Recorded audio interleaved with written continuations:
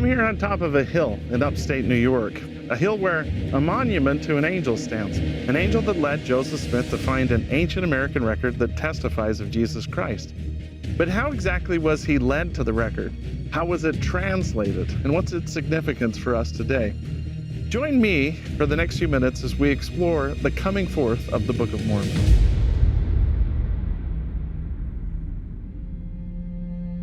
The Book of Mormon claims to be an ancient record of a people in the Americas. It's a 1,000-year account, full of prophets teaching of Christ, warning of war and destruction, and ultimately Christ's visit to the Americas. This book has led millions to a deeper faith in Jesus. Naturally, many have wondered if it's true or if it's something Joseph Smith made up. Hi, my name's Casey Griffiths, and I research and write and teach about church history. One of the things I love to do is visit the early sites of the Restoration. I'm getting ready to go on a trip to New York and Pennsylvania to visit the sites there. But before I go, I wanted to talk to an expert, Garrett Dirkmaat, who can give me a little bit more context into the sites so I can have the best experience possible while I'm there. Before we go explore the historical sites of the Book of Mormon, we're going to talk to a fellow Brigham Young University professor about Joseph Smith and his family just before the coming forth of the Book of Mormon. Hey, we're planning a trip to Palmyra, and we want a little context before we go there. All right, yeah, let's talk about it. What can you tell us, what are a few important things to know about the Smith family? Well, I think it's important to understand just how hard things have been for them by the time that they're in Palmyra. Financial distress is always hovering over them. It's not just financial. It's not just, are we going to keep a roof over our heads? It's also social. They don't really have the highest level of education. Religion is not just a side byproduct of the society they're living in. It is everything. They live in a place that is caught up in the Second Great Awakening. The Second Great Awakening was a time of religious excitement. Protestant ministers, Baptists, Methodists, and more would hold large camp meetings, fervently exhorting the people to save their souls by joining a faith. It leads to a really big divide, I think, for not only for the community, but for Joseph personally. You can see how confusing that could be for a young man. He is going to these churches, and yet they are arguing something that's pretty fundamentally different. He's going to be kind of this ping pong ball that's being knocked back and forth.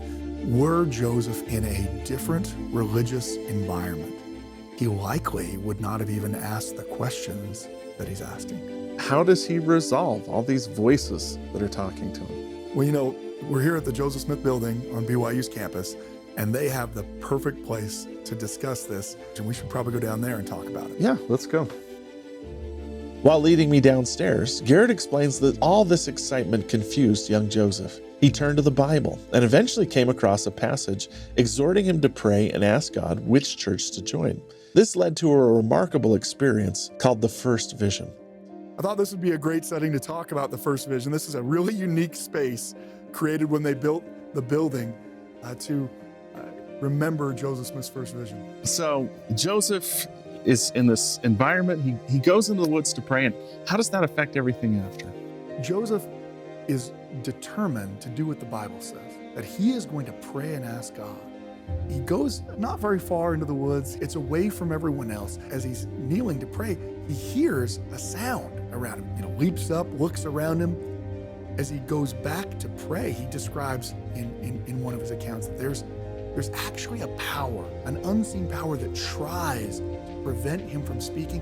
He exerts all of his power, and he's finally able to speak the words of this prayer. And he has that miraculous experience as he's looking up and sees God and Jesus. He eventually asks the question that he has. The answer Joseph received was surprising. He was told to join none of the churches. None had the full truth, but he was also told that the fullness would come at some future time. In the end, none of those churches had all of the truth, and that was something that was going to be revealed later.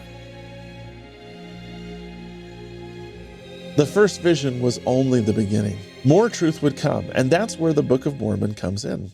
So I part ways with Garrett and start my journey to upstate New York to explore several historical and sacred sites. We're here today in Palmyra, which is still kind of a quaint little village on the outskirts of Rochester, New York, just like it was back when the Smith family lived here. We're passing the famous Four Corners churches where there's a different denomination on every corner and then a Catholic church just down the road. And even though these churches don't date to the time of Joseph Smith, it kind of illustrates the religious diversity in this area. But now we're heading to the Smith farm, which is where the Smiths made their home, where he first found out about the Book of Mormon. The historic Smith family farm consists of a visitor center, a reconstruction of the cabin where Joseph would have lived in during the first vision and the discovery of the Book of Mormon, as well as another Smith home built shortly after those initial events. It's also next to the sacred grove, the forest that young Joseph would have seen God the Father and Jesus Christ in. Just across the road also sits the Palmyra Temple, whose windows actually open up to a view of the sacred grove. It was here where the Smith family moved to build a new life in upstate New York, on the edge of the American frontier. Many church historical sites have a visitor center where guests can receive tours from missionaries or ask questions. They can also see various exhibits like artwork depicting these historical events or artifacts discovered from that time and location. Guests can also go outside and walk through the sacred sites and enjoy the nature. However, we're here to explore the coming forth of the Book of Mormon, so I make my way behind the visitor center to a small log cabin. This is where the young Joseph would receive another amazing experience, and where we can really get into the history of the Book of Mormon. The Smiths spent several years clearing off all the trees from this area in order to make arable farmland. In fact, behind me is the sacred grove, where the father and son appeared to Joseph Smith. But the story of the Book of Mormon really starts in this structure right here, in this humble little log cabin where the Smith family lived. This little 19th century frontier home would have housed all of Joseph's family: his mom and dad, Lucy and Joseph, his 5 brothers, Alvin, Hiram, Samuel, William, and Don Carlos, and his 3 sisters, Sophronia, Catherine, and Lucy. It's a small home, but pretty typical of 19th century life. This is a recreation of the home where the Smiths would have been living when, in 1820, Joseph Smith has the first vision, and where they were still at in 1823 when another very special event happens just up these stairs. Joseph and his siblings likely shared a room upstairs where Joseph had his remarkable experience. It was most likely in this room, the night of September 21st, the 22nd, 1823, Joseph said that he had kneeled down to pray to know his standing before God because he hadn't had a manifestation since the first vision. As he was praying, the room began to be filled with light, and an angel appeared who introduced himself as Moroni. The angel Moroni was the last prophet in the Book of Mormon. He protected the ancient record of his people, the golden plates, and buried them in a hill in upstate New York. Sometime after his death, he reappeared to Joseph as a resurrected and glorified being, describing to Joseph the important events about to occur. The angel then said that God had a work for Joseph to do, and that Joseph's name should be had for good and evil among all nations. But most importantly, he told Joseph that there was a record concealed in a hill not far from Joseph Smith's house, and that the Lord intended for Joseph to bring it forth. The angel appeared and then reappeared 3 times throughout the night, giving the same instruction, but sometimes adding on to it. By the time the last appearance ended, Joseph Smith said he heard the rooster crow and realized that his interview with the angel had taken up the entire night.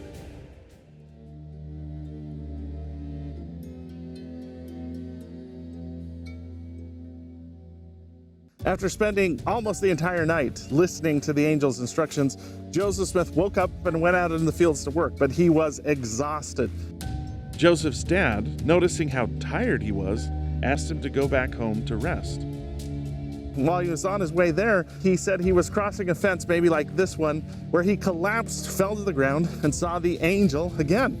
The angel repeated everything he'd already told Joseph, and then told him to tell his father, which he did. His father told him it was of God and to follow the angel's instructions. And so Joseph set off down a road like this one on his way to the hill that the angel had described. I end my visit at the Smith family historical site and make my way to our next location. Joseph Smith would have hiked about 3 miles south to a large hill. What would have taken him about an hour to hike, it only takes us a few minutes by car. Eventually, we arrive to a large visitor center built by the church. Like other sites, this visitor center has missionaries who can offer tours and answer questions. There's also exhibits to learn more about Joseph Smith and the Book of Mormon. Most strikingly, behind the museum on top of the hill stands a large monument of Moroni, marking the discovery of the sacred buried record. We make our way up the hill through the forested trails, perhaps very similar to what Joseph Smith would have hiked through. Joseph Smith first came here on September 22nd, 1823, where he was led to find a record. Joseph knew exactly where to go because of the vision of the angel that had been shown to him the night before. Here, Joseph saw a large stone, which he moved with a branch. Under the stone, he beheld the golden plates, along with some other artifacts. At first, Joseph tried to grab the plates, but the angel stopped him and told him he was not yet ready to take them. He would need to wait and come back regularly to this location for several years. Joseph Smith came to this hill every year on the same date, September 22nd, for 4 years until he received the record today known as the Book of Mormon. During these 4 years, Joseph Smith was not only instructed by the angel Moroni, but he also had time to grow and mature, eventually marrying Emma Hale, who would accompany him to the hill to retrieve the plates. Emma once recorded, "I once felt of the plates as they thus lay on the table, tracing their outline and shape. They seemed to be pliable like thick paper and would rustle with a metallic sound when the edges were moved by the thumb, as one does sometimes thumb the edges of a book." Attempts were made to translate the plates. There were also attempts made by others to steal the plates, sometimes by means that threatened their lives. Eventually, due to this persecution, Joseph and Emma would move about 130 miles southeast to Emma's family's farm. It takes us a couple of hours to travel what would have taken Joseph and Emma multiple days. We drive up into the Appalachian Mountains, along the Susquehanna River, to where Emma's father's farm would have been. Today, the Isaac Hale farm consists of a reconstruction of Isaac Hale's home, along with other buildings and locations we'll get into later. These locations along the Susquehanna River are where Joseph and Emma could have some temporary peace while attempting to translate the plates. It's here that Joseph and Emma come to escape the persecutions in Palmyra. Joseph and Emma move to their cabin right here where the majority of the translation takes place, where Joseph and Emma make their first home. The exact details of how the translation happened are not known for certain, but we do know that Joseph used sacred objects, sometimes called Urim and Thummim, due to their similarities with biblical objects also called Urim and Thummim. For years, Joseph had exercised faith in objects such as seer stones to aid him in his work. Now he was to use his gift for the purpose of translating an ancient sacred record. Joseph would insert these objects into a hat for the purpose of blocking out light, and he would see the translation of the plates. He'd then dictate them to a scribe such as Emma Smith or Martin Harris. Here in the winter of 1828, with Emma and Martin Harris acting as scribe, Joseph Smith produces a large manuscript from the translation. They are continuing at a good pace until June of 1828 when disaster strikes. Martin Harris asks if he can take the manuscript back to Palmyra to show it to his wife to convince her of the truthfulness of the work, and almost immediately after he leaves, the manuscript is lost. Known today as the Lost 116 Pages, this event was devastating to Joseph Smith. The angel took the plates for a season until Joseph sufficiently repented and he lost the power to translate. This was a hard time, and it was coupled with an even more tragic event. In the meantime, back here in Harmony, Emma Smith gives birth to their first child, who dies almost immediately after being born. Just a few hundred feet away from the Smith home is a cemetery where members of Joseph's family are buried. Here stands the gravestone of Joseph and Emma's child. Life expectancy was lower back then. Only 5 of their 11 children lived past the age of 2. Coupled with the loss of the manuscript, this was an especially hard time for Joseph and Emma. Joseph eventually received the plates back from the angel. This time, Joseph would wait just over a year before really diving into translating the golden plates.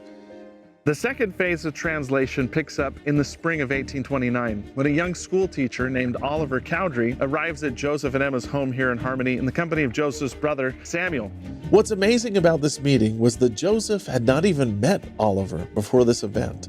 Oliver had moved to the area and heard rumors of Joseph Smith. He'd met with Joseph's family and asked them questions. Eventually, Oliver would pray and discover that God wanted him to help Joseph. He sought out Joseph, and the two strangers would begin translating together, beginning almost from scratch after the loss of the first manuscript. Joseph and Oliver immediately strike up a friendship and dive into the work of the translation the very next day after he arrives, beginning an amazing and miraculous process that produces almost the entire manuscript of the Book of Mormon in a short period of time. Oliver would record, "These were days never to be forgotten. To sit under the sound of a voice dictated by the inspiration of heaven awakened the utmost gratitude of this bosom. Day after day I continued, uninterrupted, to write from his mouth as he translated the history or record called the Book of Mormon." About 70% of the translation of the Book of Mormon takes place here in this little home in Harmony, Pennsylvania. Joseph and Oliver Cowdery would sit at a table like this one. Joseph would sit on this side using the Nephite interpreters of the seer stone, and he would dictate the text of the Book of Mormon to the scribe, usually Oliver Cowdery, who was sitting right here. Joseph would dictate sentence after sentence, wait until Oliver had written it down. The scribe would write down the sentence, read it back to him to make sure it was correct, and then they'd move on to the next sentence. Only about 20% of the original manuscript that Oliver wrote exists. The value of discovering this document would be in the millions. The printer's manuscript, the document that Oliver copied the original onto, was purchased for $35 million and then donated to the church. Researchers studied the remaining documents and discovered that Oliver would systematically write down each sentence as if being dictated, then pause for confirmation of the words. Evidence like this strongly demonstrates that the translation of the Book of Mormon happened just as Joseph said. The entire process may have involved them working around 9 hours a day, and they produced the entire 531-page book, entire text of the Book of Mormon as we know it is produced, in just under 3 months of time. While many famous authors have written masterpieces, it took many of them years to write. Some of them already had experienced writing. Researchers have used word studies such as stylometry to examine the words in the Book of Mormon and found them to be more complex than many contemporary authors of that time. Further stylometric studies have shown that the words don't match Joseph Smith's own writing or those of his associates, suggesting it was not written by them. The Book of Mormon is complex, with timelines, geographies, flashbacks, genealogies, and ancient Hebraic poetry styles such as chiasms, some that range an entire chapter. It includes deep intertextual relationships with the Bible and references to ancient America such as roads, cement buildings, complex governments, and warfare previously unknown. It's impossible to imagine a 24-year-old with no experience in writing producing such a book in only 3 months in basically a first draft. This is not only a fruitful time for translation, it's a fruitful time for revelation. Several sections of the Doctrine and Covenants are received here in Harmony, Pennsylvania. These revelations include sections within the Doctrine and Covenants. These revelations not only add to the complexity of Joseph Smith's busy schedule, but also add a witness to his revelatory power. And maybe most importantly, one of the most important incidents that happens during translation happens when Joseph and Oliver are both reading and learn about the Savior giving authority to baptize. Joseph and Oliver both start asking questions about where this authority comes from and how a person receives it. They want to know how they can obtain this authority, so they retire to a grove of trees near where they're translating and pray to ask the Lord how to obtain the authority. Just north of the Isaac Hale farm is the Priesthood Restoration Site. Here lies the proposed location that Joseph and Oliver went into and received an amazing experience. An angel appears to them who identifies himself as John the Baptist from the New Testament, and he gives them the authority of the Aaronic priesthood. He directs them to go down to the nearby Susquehanna River where they baptize each other and then afterwards ordain each other to the priesthood.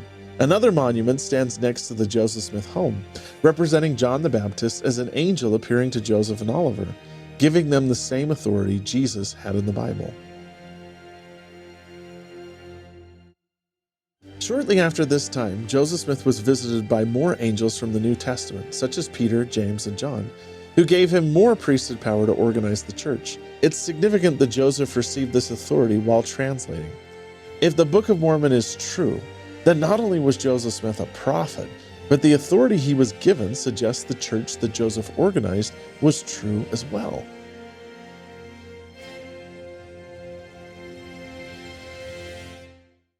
Now, they're only in harmony for 2 months during the translation when persecution increases because of rumors about the so-called Gold Bible. So at the end of May, early June, they travel up to Fayette, New York, where they stay with a friendly family, the Whitmers, and that's where the last month of translation takes place. The Whitmers were friends of Oliver Cowdery. While translating with Joseph, Oliver would write to David Whitmer about the translation. David tried to convince his family to agree to host Oliver and Joseph. At first, they were hesitant, partly due to the fields that needed to be plowed. But upon waking up one morning and seeing the fields miraculously plowed, they took it as a sign and hastened to prepare for Joseph's arrival. It was here where Joseph and Oliver hoped for peace while they finished up the translation of the Book of Mormon. The Whitmer Farm historic site consists of a chapel with a museum for visitors to learn more about this special location. And just next to this sits a recreation of the Whitmer home. Increasing persecution forced Joseph Smith and Oliver Cowdery to relocate here to Fayette, New York, where they stayed with the Whitmer family. The Whitmers were a friendly family that took Joseph Smith and Oliver into their home. Here at the Peter Whitmer Senior Farm is where the last month of translation took place. A unique story about this location is about Mary Whitmer, the matriarch of the Whitmer family. She had been working perhaps more than usual due to Oliver and Joseph living in the home. One day she went outside, apparently frustrated about the amount of work, when a man approached her. He was apparently an angelic messenger, and he showed her the golden plates, making her potentially the first witness of the plates besides Joseph Smith. Soon thereafter, more would behold the plates. And another very significant event occurs here as well. Somewhere in the woods near the Peter Whitmer Senior Farm is where the 3 witnesses, David Whitmer, Martin Harris, and Oliver Cowdery, were taken to a place where the angel appeared to them and showed them the plates and the artifacts associated with translation. They heard the voice of God testify that the record was true, and their witness is in the front of every copy of the Book of Mormon to this day. And just soon after, Joseph would show 8 more witnesses the plates and let them hold and handle them. The witnesses all described the plates to be about 60 pounds, 6 inches by 8 inches, with silver D-shaped rings. Some have wondered how the golden plates could possibly have weighed only 60 pounds. One convincing theory is that the plates were made of a Mesoamerican gold alloy called tumbaga, which was a mixture of gold, silver, and copper, and very prevalent in ancient times. The witnesses left behind powerful statements that confirmed their experience of seeing tangible plates. Martin Harris, after being accused of seeing an imaginary vision, replied, "Gentlemen, do you see that hand? Are you sure you see it? Are your eyes playing a trick or something? No? Well, as sure as you see my hand, so sure did I see the angel and the plates." David Whitmer would say, "No, sir, I was not under any hallucination, nor was I deceived. I saw with these eyes and heard with these ears. I know whereof I speak." And Oliver said simply, "At the time we saw the record of which it has been spoken, brought and laid before us by an angel arrayed in glorious light, who ascended out of the midst of heaven. Now, if this is human juggling, judge ye."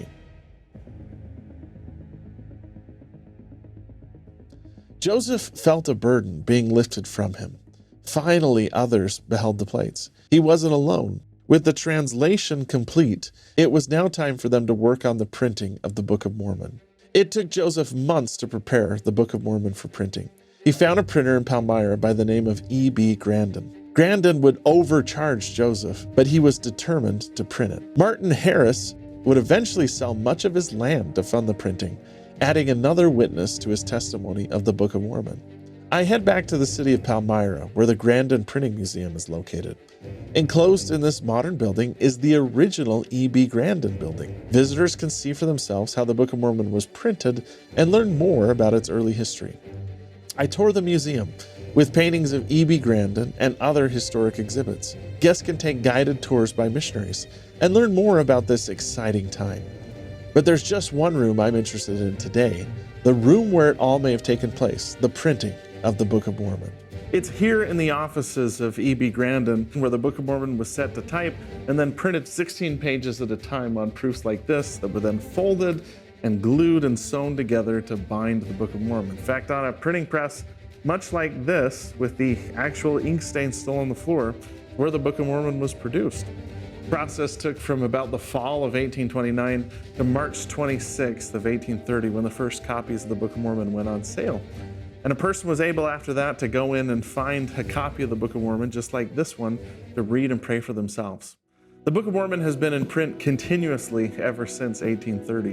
And just like a person back then could go and find a copy, today it's easy for a person to even find an electronic copy of the Book of Mormon, to read its contents, and then to pray and ask God if the book is true. To finish up the story of the coming forth of the Book of Mormon, I fly back to Utah to meet Reed Moon, a collector of rare Latter-day Saint artifacts, to show me a very rare and valuable artifact related to the printing of the Book of Mormon. Reed, good to see you. Good to see you. Reed has a museum where he displays collected artifacts and props related to anything from Star Wars, Harry Potter, Marvel, to church history in the Book of Mormon. There's even a statue here of Joseph Smith's younger brother, Samuel Smith, the first missionary to carry forth the Book of Mormon. Today, Reed is inviting me to see part of his church history collection, and he takes me back to where he has stored two very special artifacts related to the coming forth of the Book of Mormon. This is one you can see from the title page. 1830 Grandin Press, right there. Printed by E.B. Grandin for the author, Palmyra, 1830. It's always nice when there's an ownership inscription, and this person, when they got their book, proudly put their name at the top, Hyrum Smith's book. And he's actually one of the 8 witnesses and brother of the prophet. It's hard to beat this copy. Yeah. And I have another one. Okay, let's take a look. Now this one shows more wear, but I would almost be disappointed if it didn't, because this is the copy that Samuel Smith took on all of his missions. First missionary, he has his ownership bookplate in the front, and I like the placement of the witness page. At the end, it says, the end, and then here's the witness, testimony of the 3 witnesses. Now, both Hyrum and Samuel were witnesses, the 8 witnesses. Samuel's name is right below Hyrum's at the bottom, and he told this story so many times, and to make it easy, he has starred and underlined his name saying, that's me, I am that Samuel H. Smith. So these 2 copies, just incredible. Hyrum Smith's copy, Samuel Smith's copy. Would you like to hold both copies? Wow. Well, this is history right in your hands. A copy of the Book of Mormon that was held and used by the first missionary and taught from by the first missionary, and someone that was deeply involved in the coming forth of the Book of Mormon. This is the end result. What a treasure. Well, Reed, thank you so much. These are just absolutely wonderful, and I'm so grateful for your willingness to share them with us and with our audience. You're very welcome, and come back anytime. I thank Reed for this special visit to see these historic items. There's so much more one could say about the Book of Mormon. We haven't even gotten into its actual content, its account of a people from the ancient past, and what exactly it is in the book that brings so many readers to a deeper relationship with Christ. Its coming forth was full of large and small miracles meant to pique our curiosity and cause us to pick up a copy, hardback or digital, and read it for ourselves, asking, is it of man or is it of God?